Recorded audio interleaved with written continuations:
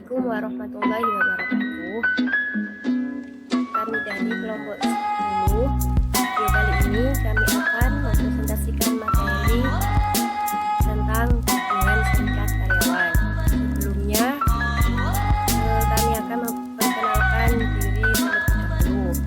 Yang pertama, nama saya Hadirotul Atab dengan NIM 2003011194. Dan rekan saya, perkenalkan, nama saya Ahmad Afandi Ardiansyah dengan nomor NIM 20030111165. Saya Khairatul Mahmuda dengan NIM 200301195. terbentuknya serikat karyawan. Pembentukan serikat karyawan di Indonesia sudah diatur berdasarkan hukum yang berlaku, khususnya pada pasal 1 ayat 17 Undang-Undang Nomor 13 Tahun 2003 tentang Ketenagakerjaan.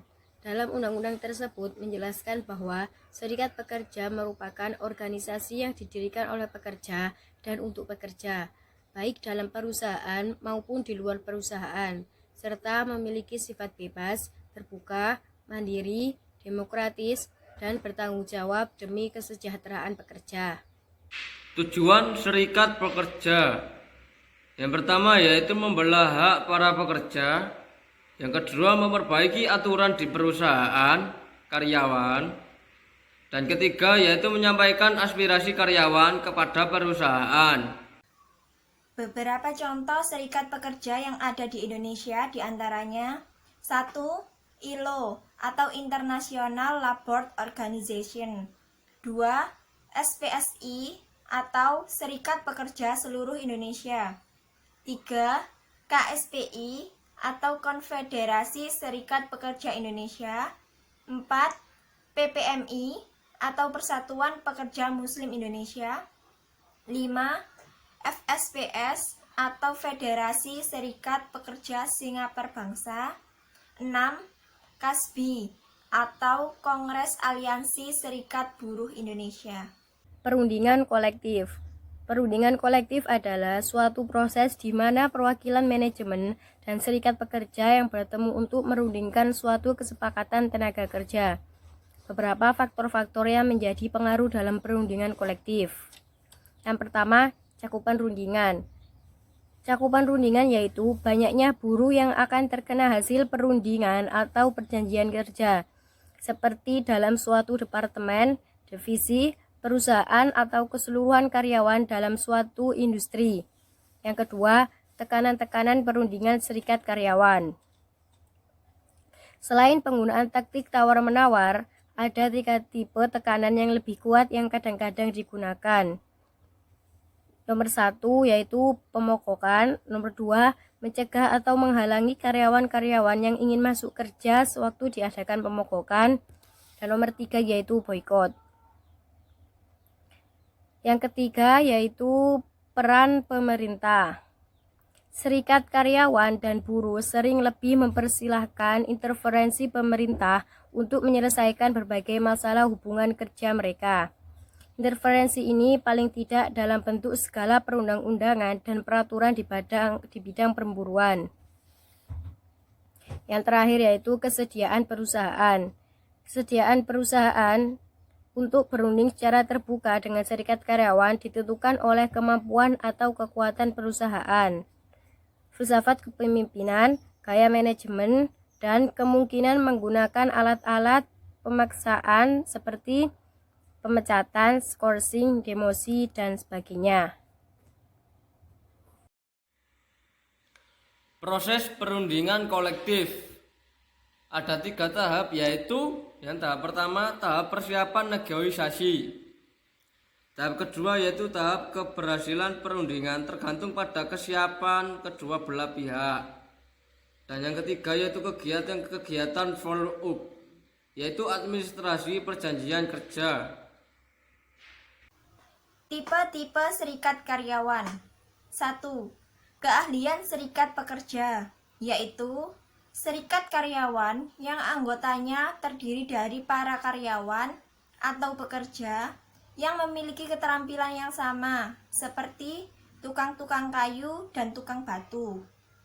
2. Industri serikat pekerja, yaitu serikat karyawan yang dibentuk berdasarkan lokasi pekerjaan yang sama. 3.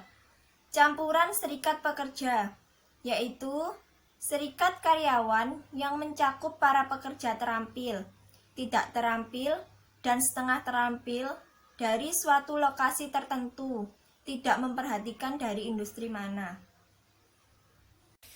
Tindakan disiplin dan pengaduan.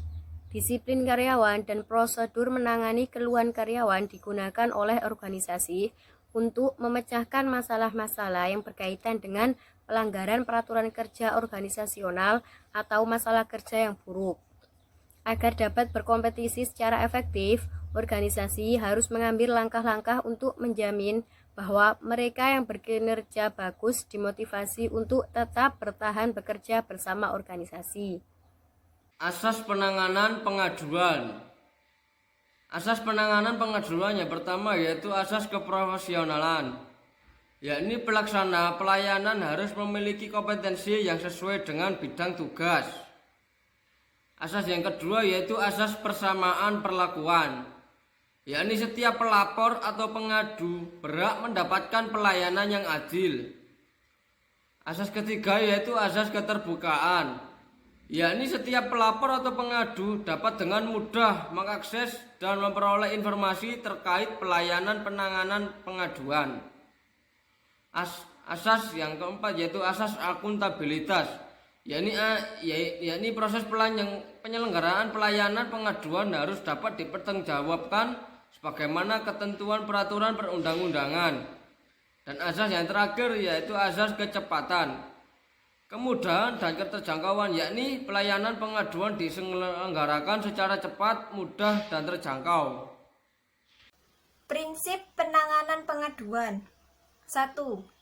Objektivitas, yakni kegiatan penanganan pengaduan harus berdasarkan fakta atau bukti yang dapat dinilai berdasarkan kriteria tertentu. 2. Koordinasi, yakni kegiatan penanganan pengaduan harus dilaksanakan dengan kerjasama yang baik antara pejabat yang berwenang dan terkait berdasarkan mekanisme, tata kerja, dan prosedur yang berlaku. 3. Efektivitas dan efisiensi, yakni kegiatan penanganan pengaduan harus dilaksanakan secara tepat sasaran, hemat tenaga, waktu, dan biaya. 4. Kehati-hatian, yakni penanganan terhadap suatu pengaduan dilakukan secara berhati-hati dan apabila dibutuhkan harus dijaga kerahasiaannya sebagaimana ketentuan peraturan perundang-undangan. Hak pelapor atau pengadu. Pelapor atau pengadu berhak menyampaikan pengaduan berupa keluhan, kritik, dan pernyataan ketidakpuasan lainnya atas pelayanan yang diterima. Pengaduan sebagaimana dimaksud pada huruf A1 disampaikan paling lambat 30 hari sejak pelapor atau pengadu menerima pelayanan. Pelapor atau pengadu berhak memperoleh tanggapan sebagai tidak lanjut atas pengaduan yang disampaikannya sesuai prosedur dan mekanisme yang ditetapkan sebagaimana ketentuan peraturan perundang-undangan. Pelapor atau pengadu berhak mengetahui hasil penanganan pengaduan terhadap pengaduan yang disampaikannya. Sekian dari kelompok kami, mohon maaf apabila